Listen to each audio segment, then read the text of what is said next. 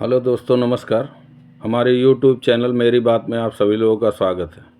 दोस्तों, आज हम चर्चा करने जा रहे हैं कि ये बहुत बड़ा षड्यंत्र ऐसा चल रहा है कि हमारे सनातन में बहुत बड़ा विघटन पैदा करने का प्रयास किया जा रहा है। आप लोग ज़रा इस पे गौर कीजिए कि पर्दे के पीछे का खेल कितना भयंकर चल रहा है कि हमारे समाज में ऐसी भ्रांतियां डाली जा रही हैं जो एक बिरादरी के विरोध में खड़ी हो जा रही है। तो जो मुद्दा दलित वर्सेस सवर्ण का था ही नहीं, जो मुद्दा हिंदू धर्म से संबंधित था, उस मुद्दे को डाइवर्ट कर दिया गया। ऐसी दिशाहीन स्थिति में ले जाके खड़ा कर दिया कि दलित वर्सेस सवर्ण हो गया। ये जो हमारे धर्म से ताल्लुक़ रखता था, जो बातें जो हमारे सनातन के खिलाफ बातें हुई थी, उसको दलित वर्सेस सवर्ण में जाके प्रतिस्थापित कर दिया गया और सभी लोग एक दूसरे पे तलवार ताने बैठे हुए हैं। तो इससे हानि क्या होगी? चाहे जो भारी पड़े, चाहे जो विजयी हो, लेकिन हानि तो हमारे सनातन की ही होगी ना। इसमें कोई भी भारी पड़े। अभी 15 तारीख को ग्वालियर में भीड़ जुटाने का प्रयास हो रहा है। तो कहने का मतलब ये है कि ये 15 तारीख को जो भीड़ जुटेगी, दोनों तरफ से एक दूसरे के खिलाफ भाषणबाजी होगी, एक दूसरे के खिलाफ अनर्गल बयानबाजी हो सकती है। कुछ लोग अनैतिक लोग भी पहुंच जाएंगे जो समाज में विद्वेष फैलाने का प्रयास करेंगे। तो ये बहुत गंभीर विषय है बंधु। इस पे बहुत गंभीरता से चर्चा करने की आवश्यकता है कि ये सारे मुद्दे को दलित वर्सेस सवर्ण में प्रतिस्थापित कैसे कर दिया जाता है। हमें ये बात समझनी पड़ेगी कि जो बात जिस जाति से कोई संबंध ही नहीं है, उसको ऐसे कैसे मोड़ दिया जाता है। इसका मतलब है षड्यंत्र बहुत गहरा चल रहा है। हमारे समाज के एक बहुत बड़े हिस्से को हमसे काटने का प्रयास किया जा रहा है। शायद इसीलिए माननीय योगी जी ने नारा दिया था, बटोगे तो कटोगे। तो हम जब आपस में बटेंगे तो निश्चित रूप से हमारी ही हानि होगी। तो इसलिए इस पर्दे के पीछे के खेल को भी हमें समझना होगा। और जो लोग, जिसके पास संसाधन है, मेरे पास तो कोई संसाधन नहीं, जिसके पास संसाधन है वो कृपया इस मुद्दे को जरा पर्दे के पीछे जाके खंगालने का प्रयास करे। जो हमारे बड़े बड़े यूट्यूबर हैं, जिनके पास संसाधन हैं, जो कर सकते हैं, वो ज़रा इस खेल का भी पता लगाएं। प्लस विदेशों से फंडिंग कितनी हो रही, कितनी मात्रा में हो रही, कौन से ग्रुप को जा रहा है, कौन से बिरादरी के अगुआ को विदेशों से फंडिंग हो रही, ज़रा एक बारी अपनी ऊर्जा इधर भी लगाएं और इस बात को समझने का प्रयास करें। आखिर ऐसा क्या हो रहा है जो हमारे समाज में बहुत बड़ा विद्वेष घोलने का प्रयास किया जा रहा है।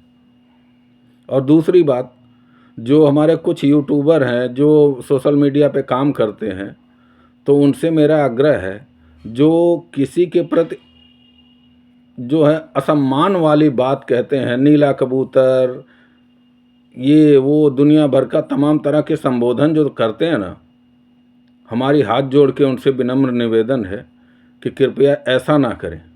क्योंकि शरीर की चोट तो जल्दी भूल जाता है व्यक्ति, लेकिन मन की चोट जल्दी नहीं भूलता। इसलिए किसी को मानसिक आघात ना पहुंचाएं, किसी के सम्मान पर प्रश्न चिन्ह ना लगाएं।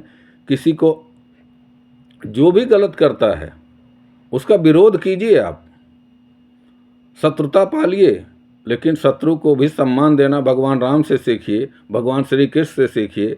यदि आप भगवत गीता पढ़ते हैं, रामायण पढ़ते हैं, तो जरा ये भी तो देखिए ना, शत्रुओं का सम्मान कैसे किया जाता है। कभी आपने देखा कि भगवान राम ने रावण को किसी ऐसे संबोधन से संबोधित किया हो जो अशोभनीय हो? तो आपकी जिससे नहीं बनती, जिससे प्रतिद्वंदिता है, उससे प्रतिद्वंदिता कीजिए, उससे मुकाबला कीजिए, लेकिन सम्माननीय शब्दों के साथ उसके गरिमा को ठेस ना पहुंचाएं। वो जो भी है अपना संवैधानिक जो भी उनको लाभ दिया गया है, जो भी जैसे भी वो ले रहे हैं सुविधाएं राजनीति के चक्कर में, लेकिन क्या है कि कभी ऐसा काम ना करें जो किसी समाज को उद्वेलित करे। व्यक्तिगत रूप से दुश्मनी पालिए, किसी सामाजिक रूप से किसी को दुश्मन मत बनाइए, नहीं तो हमारा समाज बिखर जाएगा। और जो भी यूट्यूबर हैं जिनके पास संसाधन हैं, वो कृपया इस चीज़ के विषय में अपनी ऊर्जा लगाने का प्रयास करें कि आखिर हर मुद्दे को दलित वर्सेस सवर्ण कैसे कर दिया जाता है, और हमें कुछ पता ही नहीं चलता कि जो मुद्दा उस बात से संबंधित था ही नहीं, वो मुद्दे को डाइवर्ट कर दिया जाता है। हमारी जो है विरोध की क्षमता जो है वो कमज़ोर पड़ जाती है। हम उस बात को लेकर समाज को उतना उद्वेलित कर ही नहीं पाते, क्योंकि मुद्दा तो भटका दिया जाता है। जो हमारे सनातन धर्म के अपमान से रिलेटेड बात थी, उसको दलित वर्सेस सवर्ण में डाइवर्ट कर दिया गया। तो हमें इस बात को भी पर्दे के पीछे का खेल समझना होगा, और हमें इस बात की तरफ भी मुड़ना होगा, और इस बात का पता लगाना होगा कि आखिर ऐसा हो क्यों रहा है, और हमारे समाज में ऐसा जहर कैसे घोला जा रहा है कि हमें कुछ पता ही नहीं चल रहा है। हम सिर्फ एक दूसरे के विरोधी बन के खड़े हो गए हैं। और दूसरी बात हमारे दलित भाइयों से भी है। वैसे तो मैं दलित बोलता नहीं हूँ, लेकिन अब क्या करूँ, संवैधानिक आपके संविधान में ही आपको क्या बोला जाए। हमारे जो भी छोटे भाई हैं उनसे भी निवेदन है, कृपया दूसरे के भड़कावे में आकर आप सवर्ण के विरोधी मत बन जाइए। सवर्ण आपका कभी बुरा नहीं चाहता। कोई भी सवर्ण आपको सार्वजनिक रूप से आपका बुरा नहीं चाहता। नहीं तो देख लीजिए, क्रिकेट में देख लीजिए, संगीत क्षेत्र में देख लीजिए, बॉलीवुड में देख लीजिए, जहाँ सवर्ण प्रतिस्थापित है, अपने कनिष्ठ को उबारने के सिवा कभी डुबाने का प्रयास किया है? व्यवहारिक रूप में देखिए ना, इतिहास गलत लिखा या सही लिखा इसकी तो विवेचना होगी बाद में, पहले आप जमीनी स्तर पे उतर के तो देखिए। अभी एक मैं उनका देखा था, निरहुआ जी का डिबेट मैंने देखा था। उन्होंने खुलकर कहा था कि जो सवर्ण हैं, जो जैसे रवि भैया हैं, मनोज तिवारी हैं, ये हमारा सपोर्ट करते हैं।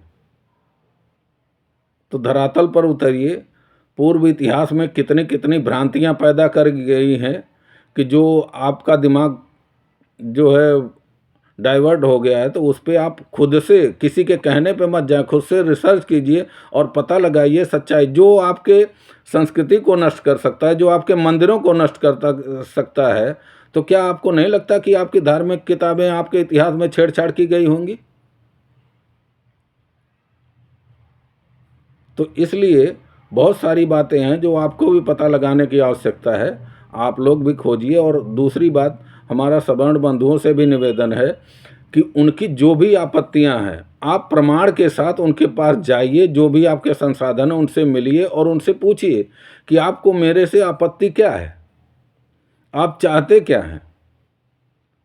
हमारे समाज को जोड़ने का प्रयास कीजिए। जिनके पास जैसा संसाधन है, हो सकता है कि आप अनाप शनाप वीडियो बनाएं, आपके लाइक ज़्यादा बढ़ जाएं, कमेंट ज़्यादा बढ़ जाएं, आपकी हो सकता है कुछ आर्थिक लाभ भी हो जाएं, लेकिन इससे हमारा समाज बिखर जाएगा। इसलिए सभी लोगों से निवेदन है, भाषा की मर्यादा रखिए, किसी को अनाप शनाप शब्दों से संबोधन मत कीजिए, और नहीं तो समाज की बहुत हानि होगी।